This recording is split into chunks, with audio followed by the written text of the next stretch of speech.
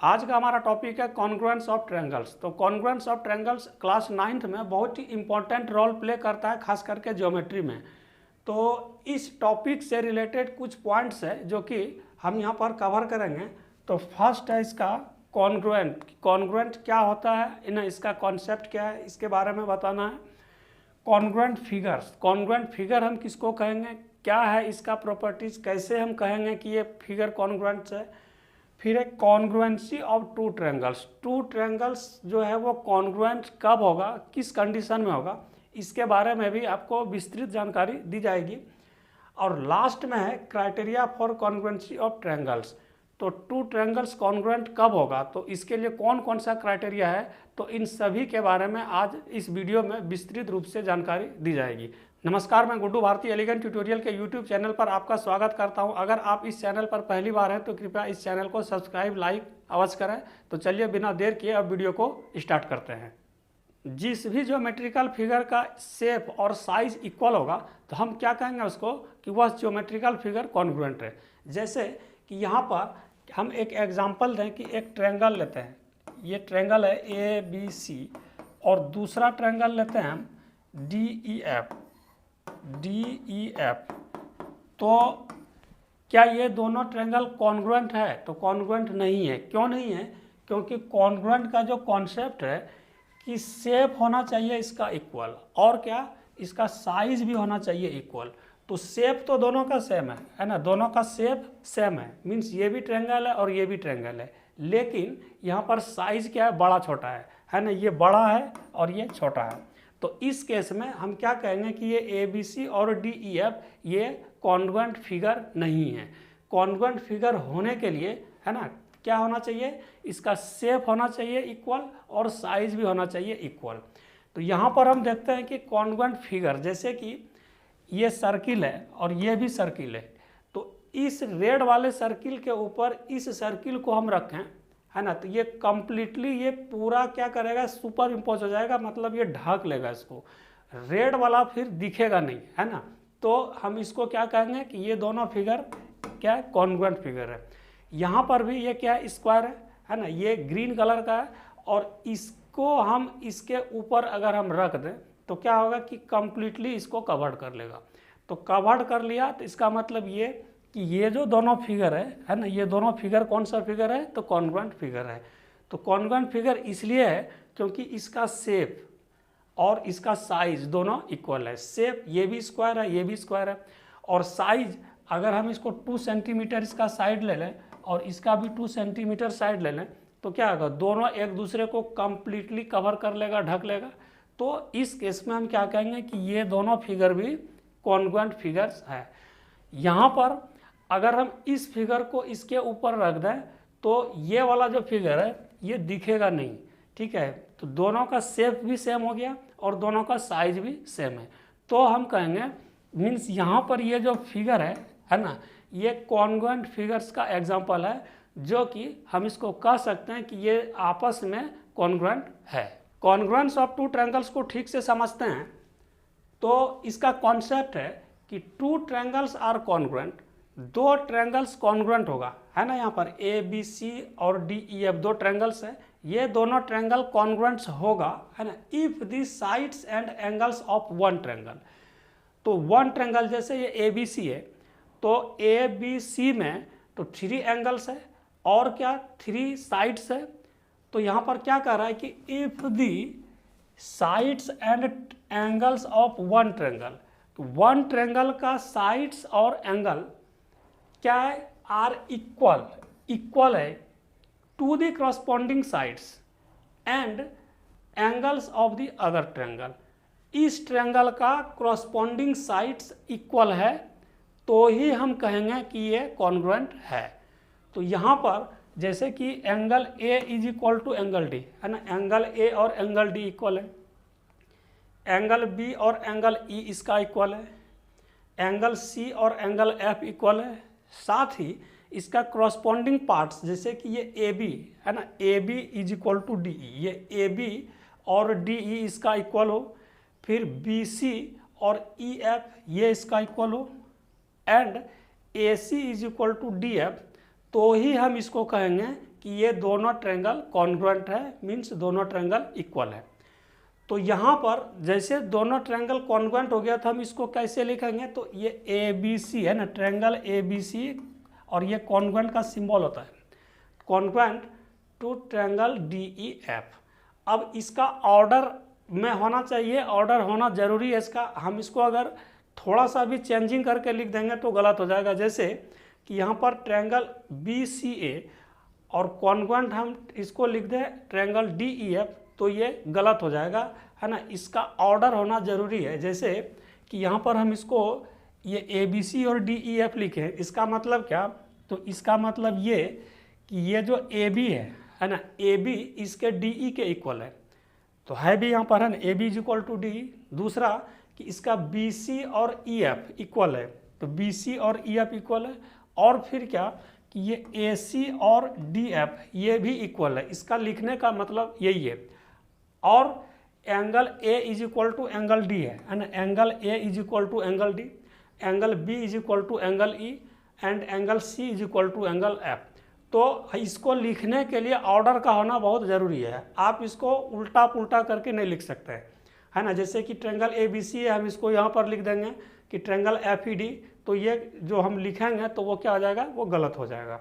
अब इसके important facts को हम लोग समझते हैं, वो क्या है कि if two plane figures are congruent, दो प्लेन फिगर अगर कॉन्ग्रुएंट है तो then their areas are equal, तो दोनों का एरिया क्या होगा, इक्वल होगा, अगर दो प्लेन फिगर कॉन्ग्रुएंट है तो। सेकंड है कि if areas of two plane figures are equal, अगर दो प्लेन फिगर्स का एरिया इक्वल है तो क्या ये जरूरी है कि वो कॉन्ग्रुएंट होगा।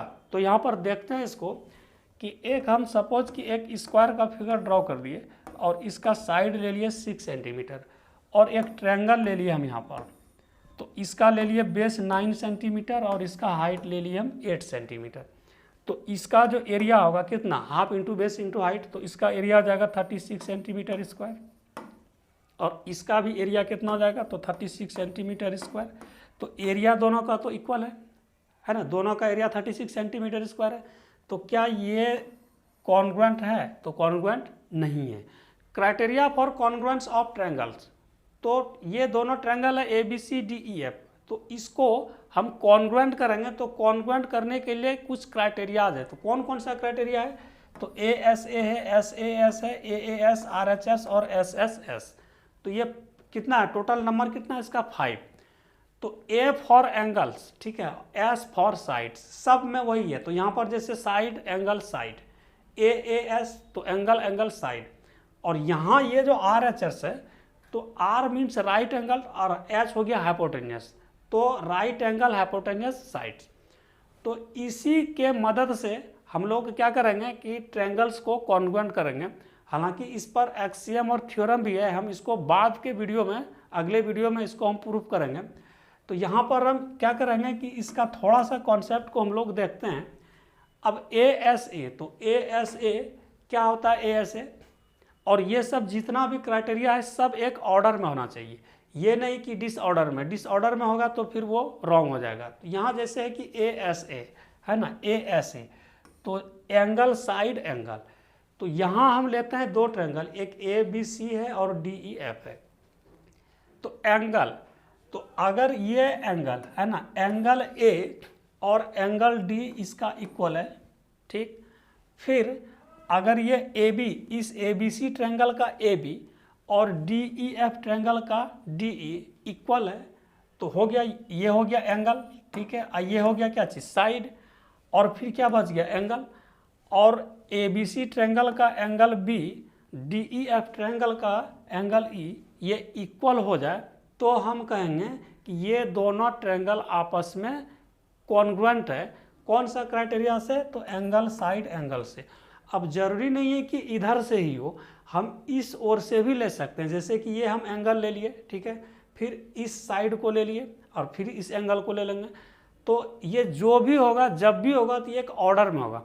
ऐसा नहीं कि एक एंगल हम यहाँ पर ले लिए और एक साइड यहाँ ले लिए, ठीक है, और फिर एक एंगल यहाँ पर ले लिए, तो वो ये ASA को फॉलो नहीं करेगा। नेक्स्ट है SAS, तो SAS भी वही है, तो साइड एंगल साइड, तो इस ABC ट्रायंगल का AB, DEF ट्रायंगल का DE ये दोनों इक्वल हो, और ABC ट्रायंगल का एंगल B और DEF ट्रायंगल का एंगल E ये भी इक्वल है, और ये BC और EF अगर इक्वल हो तो हम कौन सा क्राइटेरिया यूज करेंगे? Side angle side.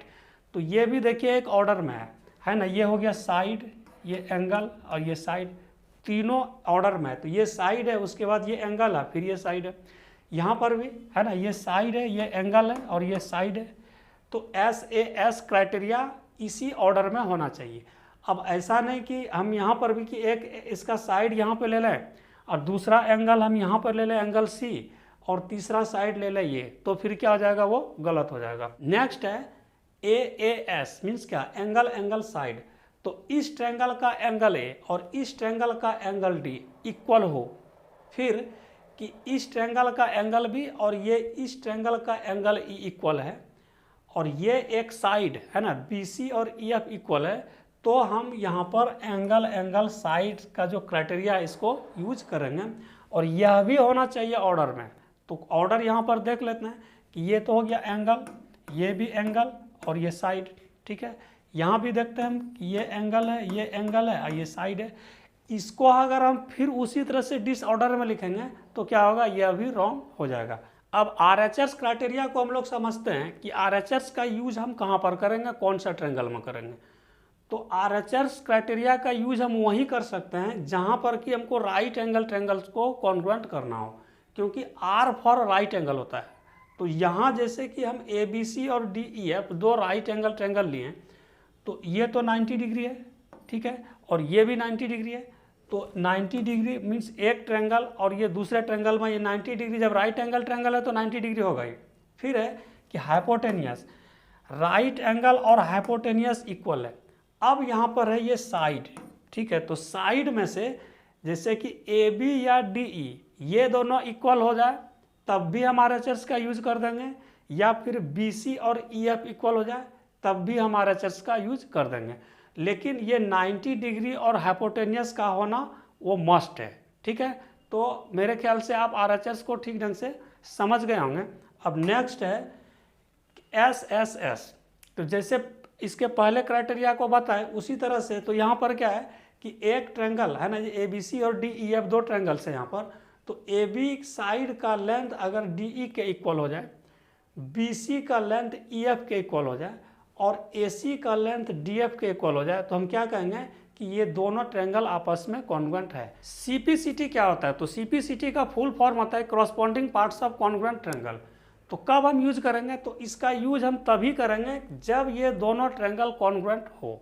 अब कॉन्ग्रुएंट हो चाहे किसी भी क्राइटेरिया से कॉन्ग्रुएंट हो, उससे मतलब नहीं है, लेकिन कॉन्ग्रुएंट होना चाहिए। सपोज कि ये एंगल A एंगल D के इक्वल टू है, ठीक है, फिर ये साइड इसके इक्वल टू है और ये एंगल भी इस एंगल E के इक्वल टू है। तो यहाँ पर हम देख रहे हैं कि ये एंगल साइड एंगल ASA से ये दोनों ट्रायंगल क्या हो गया? ये कॉन्ग्रुएंट हो गया। तो हम CPCT का जो यूज करेंगे, तो CPCT का फुल फॉर्म ही होता है corresponding parts of congruent triangle. तो कॉरस्पॉन्डिंग पार्ट्स, जैसे कि अब यहाँ पर चूंकि दोनों ट्रायंगल कॉन्ग्रुएंट हो गया, तो हम यहाँ पर CPCT से इसको लिख सकते हैं कि ये जो है ना BC वह इसके इक्वल टू है।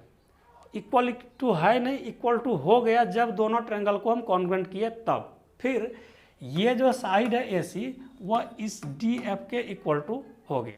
दोस्तों, आपको ये वीडियो कैसा लगा? अगर अच्छा लगा तो कृपया लाइक, कमेंट और सब्सक्राइब अवश्य करें। मिलते हैं नेक्स्ट वीडियो में, तब तक के लिए धन्यवाद।